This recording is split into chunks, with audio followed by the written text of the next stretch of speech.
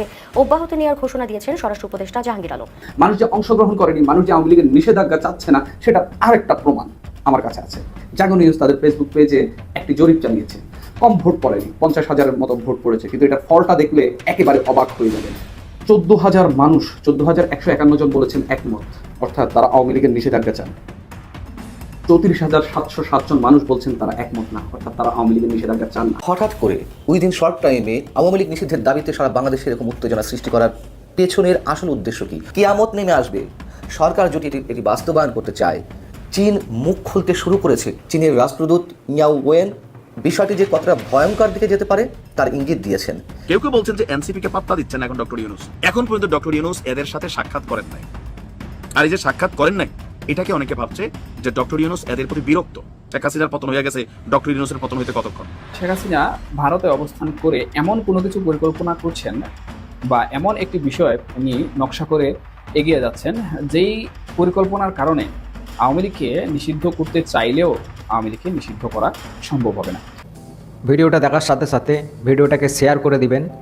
আর আমি যে ধরনের তথ্যগুলো দিই, এই তথ্যগুলো খুবই ইম্পর্টেন্ট আর খুবই প্রয়োজনীয়।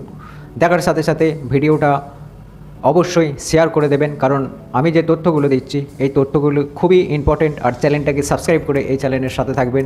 ধন্যবাদ। দর্শক, হঠাৎ করে উইদিন শর্ট টাইমে আওয়ামী লীগ নিষিদ্ধের দাবিতে সারা বাংলাদেশে এরকম উত্তেজনা সৃষ্টি করার পেছনের আসল উদ্দেশ্য কী? অনেকে এর পেছনে অন্য কোনো উদ্দেশ্য খুঁজে পাওয়ার চেষ্টা করছেন, আশঙ্কা করছেন যে রাখাইনে যে করিডর দেওয়ার সিদ্ধান্ত নীতিগতভাবে সরকার নিয়েছে সেটিকে বাস্তবায়ন করার জন্যই সম্ভবত এরকম একটি উত্তেজনা সৃষ্টি করে মানুষের দৃষ্টিকে অন্যদিকে ডাইভার্ট করতে এই উত্তেজনা সৃষ্টি। যেটি হোক, বাংলাদেশের মানুষের দৃষ্টি অন্যদিকে ডাইভার্ট করার জন্য এটি সৃষ্টি করা হোক আর না হোক, আন্তর্জাতিক বিশ্ব কিংবা আমরা যদি বলি যে এর সঙ্গে স্বার্থ সংশ্লিষ্ট যে রাষ্ট্রগুলো রয়েছে, বিশেষ করে চীন, ভারত, রাশিয়া, তাদের দৃষ্টিকে অন্যদিকে সরানো যাবে। এবং আপনারা নিশ্চয়ই খেয়াল করেছেন যে মোটামুটি নীরবতা ভেঙে চীন মুখ খুলতে শুরু করেছে করিডোর ইস্যুতে। গত বৃহস্পতিবার রাজধানীতে একটি অনুষ্ঠানে চীনের রাষ্ট্রদূত ইয়াও ওয়েন খুব প্রকাশ্যে কিছু না বললেও বিষয়টি যে কতটা ভয়ঙ্কর দিকে যেতে পারে তার ইঙ্গিত দিয়েছেন। তিনি যুক্তরাষ্ট্রকে ইঙ্গিত করে কথা বলেছেন। তিনি রোহিঙ্গা ইস্যুতে পশ্চিমা বিশ্ব কী করছে, কী করতে চাইছে তারও ইঙ্গিত দেওয়ার চেষ্টা করেছেন, যদিও চীনের ভূমিকা সম্পর্কেও আমরা জানি রোহিঙ্গা ইস্যুতে। সাংবাদিকদের প্রশ্নের জবাবে চীনের রাষ্ট্রদূত বলছেন, করিডোর ইস্যুটি শব্দ দুটো উচ্চারণ করে আবারও তিনি বলছেন, তথাকথিত করিডোরের ক্ষেত্রে আমার বলা উচিত চীন এতে জড়িত নয়। আমার কাছে মনে হচ্ছে এটি জাতিসংঘের সংস্থাগুলোর একটি উদ্যোগ। তবে আবারও তিনি বলছেন, তবে চীন এতে জড়িত নয়। তিনি কথাও মনে করে দিচ্ছেন যে ত্রিপক্ষীয় উদ্যোগের অংশ হিসেবে, অর্থাৎ বাংলাদেশ, মিয়ানমার এবং চীনের সমন্বয়ে যে উদ্যোগ নেওয়া হয়েছিল রোহিঙ্গাদের প্রত্যাবর্তনের বিষয়ে, তিনি বলছেন যে রোহিঙ্গা প্রত্যাবাসন শুরু করতে বাংলাদেশ ও মিয়ানমারের সঙ্গে চীন কয়েক দফা বৈঠক করেছে। সহস্রাধিক রোহিঙ্গাকে ফেরত পাঠাতে 2023 সালে একটি উদ্যোগ শুরু হয়, কিন্তু এ চেষ্টা ব্যর্থ হয়। পরে উদ্যোগটি স্থগিত করা হয়। তার মানে তিনি বলছেন যে চীনকে পাশ কাটিয়ে কিছু করা সম্ভব নয়, এটিই বাস্তবতা। রোহিঙ্গাদের প্রত্যাবাসনের ক্ষেত্রে এটিও সত্য কথা, চীনের সদিচ্ছা ছিল না বিধায় রোহিঙ্গা প্রত্যাবাসন সম্ভব হয়নি। কিন্তু তাই বলে এটিও সম্ভব নয় যে চীনকে পাশ কাটিয়ে অন্য কারোর সাথে যোগাযোগ রক্ষা করে রোহিঙ্গা প্রত্যাবাসন খুব সহজ হবে, যেটি আমাদের সরকার বা আমাদের জাতীয় নিরাপত্তা উপদেষ্টা যা ভাবার চেষ্টা করছেন বা যা বোঝানোর চেষ্টা করছেন সেটি আসলেই সম্ভব। আমি সে বিষয়ে পরে আসছি যে চীনের সাহায্য ছাড়া কেন সম্ভব নয়। ইয়াং ওয়েন আরও বলছেন, মিয়ানমারের রাখাইনে দেশটির সেনাবাহিনী ও সশস্ত্র গোষ্ঠী আরাকান আর্মির মধ্যে চলমান সংঘাত থামাতে চীন শান্তি আলোচনার উদ্যোগ নেয়। সবচেয়ে স্পষ্টতার বিষয় তিনি বললেন, অর্থাৎ তিনি আবারও বোঝাতে চাইলেন যে সেখানে কেবলমাত্র চীনের আধিপত্য এবং কোনোভাবেই তারা তৃতীয় পক্ষের হস্তক্ষেপ তারা কোনো অবস্থাতেই মেনে নেবে না। বিষয়টি হচ্ছে যে এই রাখাইনে যেখানে আরাকান আর্মিরা দখলে নিয়েছে, যেখান থেকে বাস্তুচ্যুত হয়ে লাখ লাখ রোহিঙ্গা গোষ্ঠীর মানুষ আমাদের দেশে আশ্রয় নিয়েছেন, সেই রাখাইনে শুধুমাত্র বন্দরের জন্য বিনিয়োগ করা রয়েছে যে তাইপাই গভীর সমুদ্র বন্দর, যেটার সঙ্গে চীনের বেল্ট অ্যান্ড রোড ইনিশিয়েটিভ যেটি সরাসরি যুক্ত করা হচ্ছে, সেখানে 900 কোটি মার্কিন ডলার বিনিয়োগ করা এবং সমুদ্রের কাছাকাছি, বন্দরের কাছাকাছি একটি বিশেষ অর্থনৈতিক অঞ্চল গড়ে তুলছে চীন। চীন শুরু থেকেই চাইছে যে এই এলাকা রাখাইন মুক্ত হোক, জনশূন্য হয়ে উঠুক, তার ব্যবসা বাণিজ্য করতে সহজ হবে।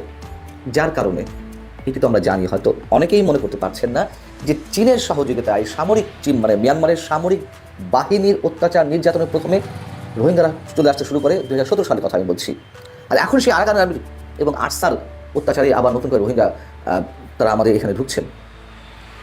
সেই চীন কোনো অবস্থাতেই অন্য কোনো দেশের ইনভলভমেন্ট তারা সহ্য করবে, বিশেষ করে যুক্তরাষ্ট্র। আর যুক্তরাষ্ট্র কী চাইছে সেটাও তো আমরা জানি, অনেক আলোচনা হয়েছে। রোহিঙ্গা বিষয়ে, রোহিঙ্গা প্রত্যাবর্তন বিষয়ে চীনের রাষ্ট্রদূত আরও যে মন্তব্য করেছেন, আরও সবাইকে জড়িয়ে তিনি বলছেন, কক্সবাজারের ক্যাম্পে যুক্ত পশ্চিমা দেশ ও বিভিন্ন আন্তর্জাতিক সংস্থা সহ বিভিন্ন অংশীজনের ভূমিকার বিষয়েও প্রশ্ন রয়েছে। এই অংশীজনদের অনেকে চায় না রোহিঙ্গারা ফেরত যাক। বিষয় হচ্ছে যে এর চেয়ে আর স্পষ্ট করার দরকার নেই। যেটি বলছিলাম যে কিয়ামত নেমে আসবে, সরকার যদি এটি বাস্তবায়ন করতে চায়, মিয়ানমারকে তো আর করিডোর দেওয়ার উদ্দেশ্য নয়, রাখাইনের উদ্দেশ্যে এই করিডোর তো যুক্তরাষ্ট্রকে দেওয়া হবে। চারিদিক থেকে সেটি আলোচনা হচ্ছে এবং মাধ্যম হিসেবে কাজ করছে জাতিসংঘ, যেটি সবসময় হয়, সব জায়গায় হয়ে থাকে। তিনি যে পশ্চিমা বিশ্বকে টার্গেট করলেন,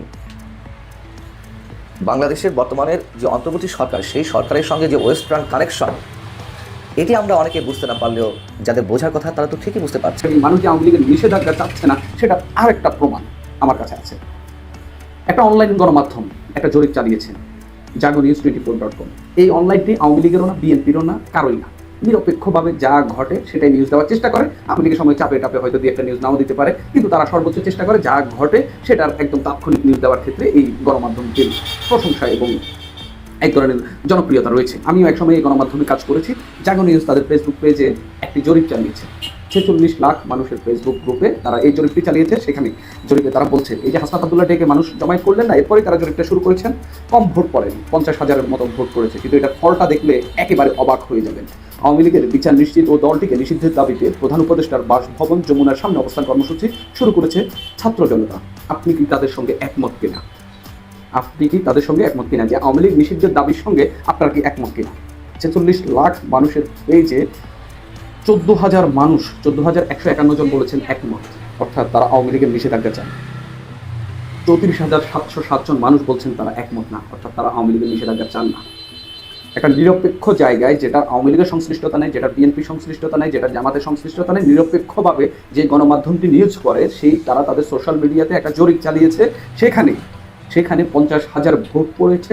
এর মধ্যে 34,000 মানুষ বলেছে যে তারা আওয়ামী লীগের নিষেধাজ্ঞা চান না। এতে কি কিছুটা হইলেও বোঝা যায় না একটা নিরপেক্ষ জায়গায় এই পরিমাণ ভোট পড়েছে? এতে কি কিছুটা আন্দাজ করা যাচ্ছে না যে মানুষ আসলে আওয়ামী লীগের পতন চেয়েছিল ঠিকই, কিন্তু আওয়ামী লীগের নিষেধাজ্ঞা চাচ্ছে না? এবার আসি আরেকটা বিষয়। এই যে ছাত্র নেতারা ডাকছেন, এত বিএনপিকে ডাকছে, অন্যান্য রাজনৈতিক দলকে ডাকছে। আমরা দেখলাম গত 9 মাস আগে তারা যে আন্দোলনটি করেছে, তারা ডাকাও লাগেনি। মানুষ, এত পরিমাণ মানুষ রাস্তায় নেমে এসেছে। কেন নেমে এসেছে? তারা শেখ হাসিনার পতন চেয়েছে, সেজন্য নেমে এসেছে। আপনি ভালো কইরা ডাকেন, আস্তে কইরা ডাকেন, খারাপ কইরা ডাকেন, যেভাবেই ডাকেন, শেখ হাসিনার পতনের আন্দোলন এই সমাজে ছিল। মানুষের মধ্যে শেখ হাসিনার এই যে অপশাসন, শেখ হাসিনার রাজনৈতিক দল যে আওয়ামী লীগ, তাদের বিরুদ্ধে মানুষের ক্ষোভ ছিল। সেই জায়গা থেকে মানুষ নেমে এসেছিল। শেখ হাসিনার প্রশাসনের বিরুদ্ধে মানুষের ক্ষোভ ছিল। মানুষ একেবারে গণহারে মানুষ রাস্তায় নেমে এসেছিল।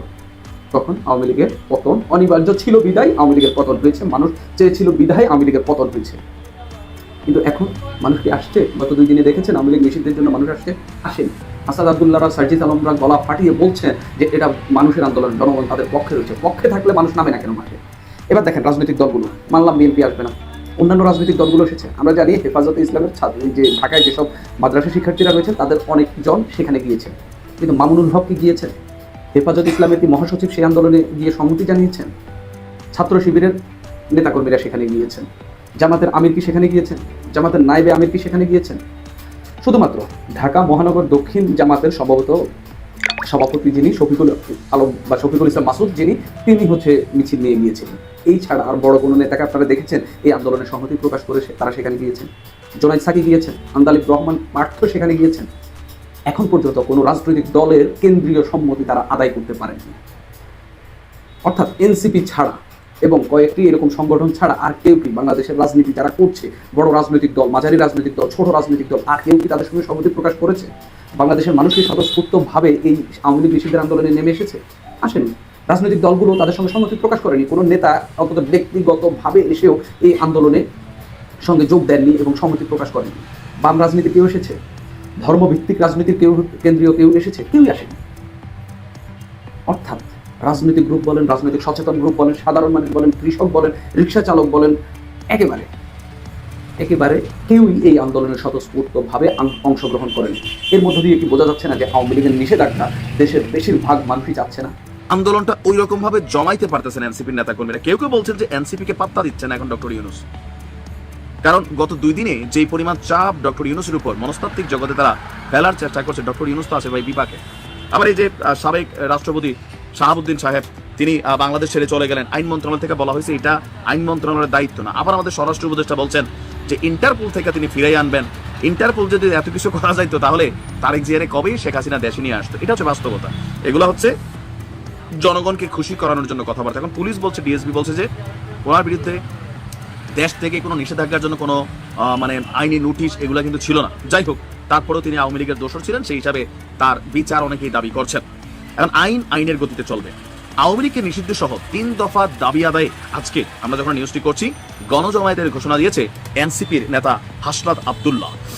আপনার রাত্র পর্যন্ত সারা দিন রাত এখানে ছিল, পোলাপাই নাওয়া নাই, খাওয়া নাই, আবারও ঘুম নাই, সে নির্ঘুম রাত্র, তবে এখন এনার্জি আছে।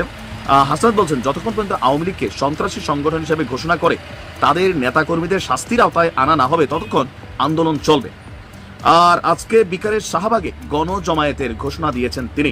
হাসনাত বলছে আওয়ামী লীগ নিষিদ্ধ, আওয়ামী লীগের কেন্দ্রীয় এবং সহযোগী নেতাদের আন্তর্জাতিক ট্রাইব্যুনালে বিচার নিশ্চিত এবং জুলাই ঘোষণাপত্রের 3 দফা দাবি বাস্তবায়ন করতে হবে। চলমান এই কর্মসূচি অব্যাহত থাকবে। তিনি বলছেন দেশব্যাপী প্রত্যেক জেলা উপজেলায় দাবি আদায়ে কর্মসূচি চালিয়ে যাওয়া হবে। তবে এই কর্মসূচির ইফেক্ট আমরা জেলা উপজেলাতে সব জায়গায় দেখি না, তবে অনেক জায়গায় দেখেছি। আবার সারা বাংলাদেশ থেকে এই যে বিশাল সমাবেশ দেখছেন, এখানে 75% হচ্ছে জামাতের নেতাকর্মী, কারণ শিবির একটা বড় দল। তারা যখন মাঠে গেছে তখন মাঠের চিত্রটা ভিন্ন হয়েছে। এখন আস্তে আস্তে চরমোনাই, তারপর হচ্ছে আরো ধরেন হেফাজত ইসলাম, হয়তো অনেক এটাতে কানেক্ট হবে। তবে ছাত্রদল বাম সংগঠনগুলো প্লাস বিএনপি সেইখানে কিন্তু এখন পর্যন্ত সম্পৃক্ত হয় না, যতক্ষণ আমি নিউজটা রেকর্ড করছি। আওয়ামী লীগের নিষিদ্ধের সিদ্ধান্ত দ্রুত না হলে বাংলাদেশে আবারও ঢাকা শহরে মার্চ করার হুঁশিয়ারি কিন্তু গতকালকে নাহিদ ইসলাম দিয়েছেন। তো এইরকম নানান সিদ্ধান্তে ডক্টর ইউনূস 100% তিনি কনফিউজড, হয়তো কিছুটা বিরক্ত। তবে বিরক্তের বিরুদ্ধেও আমরা একটা জিনিস দেখছি যে ডিএনসিসি ঠান্ডা পানি খাওয়াইছে, তারপর আবার ডিএনসিসির আরেকটা পার্ট মনে হয় যে আপনার ওই যে ঠান্ডা বাতাস দিচ্ছে পোলাপেন যেন বেশি গরম না হয়, কারণ এগুলা গরম হইলে শেখ হাসিনার পতন হয়ে গেছে, ডক্টর ইউনূসের পতন হইতে কতক্ষণ, এরকমও হইতে পারে যে মাথাটা যেন ঠান্ডা থাকে। তো সবকিছু মিলিয়ে এখন পর্যন্ত ডক্টর ইউনূস এদের সাথে সাক্ষাৎ করেন নাই। আর এই যে সাক্ষাৎ করেন নাই, এটাকে অনেকে ভাবছে যে ডক্টর ইউনূস এদের প্রতি বিরক্ত। এখন বিরক্ত নাকি অন্য কিছু সেটা হয়তো সময় বলে দেবে, বাট ধারণা